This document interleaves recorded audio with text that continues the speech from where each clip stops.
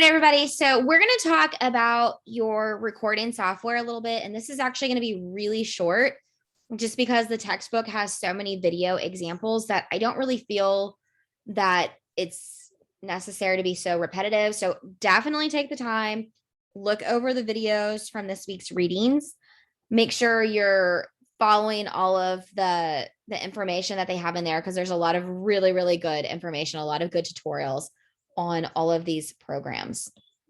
So choosing your editing software. This is going to be important. So if you're going to be doing a lot of editing to your podcast, you're going to want to make sure that you're using something that's going to work well with you. The textbook's going to give you a lot of suggestions. I personally suggest Audacity just because it's free and it's available to everyone. The other one that's suggested on here is Garageband, and that is really just if you're a Mac user that you're going to have access to that. But I know a lot of you do have MacBooks, so I did include it in this lecture. But Audacity, I just strongly encourage everyone to use that one just because it's pretty easy. I included some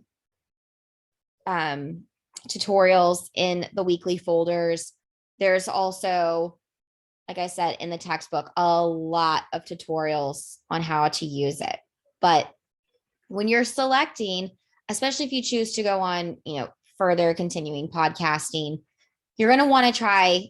So I suggest use free.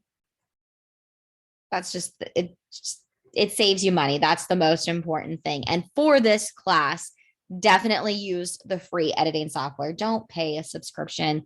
If you really want to try out something, do one of those ones that has like a 7-day trial and use it within those 7 days and then cancel.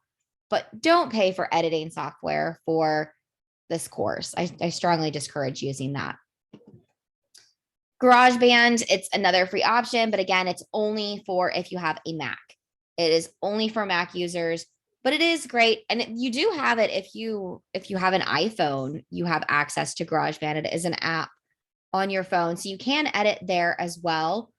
I actually have never used the app just because it's not because I'm old, but just because I like things when I'm editing on my computer. Just that comes just from a couple years of working in radio. I just personally prefer it on a computer. I normally have a dual screen, so I've got lots of space to be able to see everything. So that is just for me a personal preference, but you do have access. If you have an iPhone, you do have access to GarageBand as an app. So it's something to consider.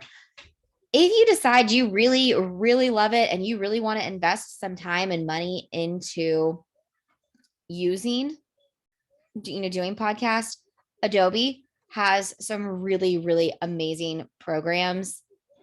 I actually own the Adobe suite just because I use it for other things that I work on. So I use things such as Photoshop and Illustrator and InDesign. And part of the Creative Cloud suite is Adobe Audition. So if you are into, creating these things, you could totally consider using the Adobe Audition for it, but it does have a cost.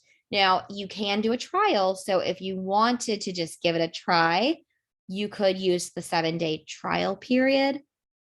And then if you really like it and you think you might be interested in using the cloud, they do offer a student discount. So you could always look into that option as well. So I promised you this was going to be really short. So that is all I have for you for this chapter lecture.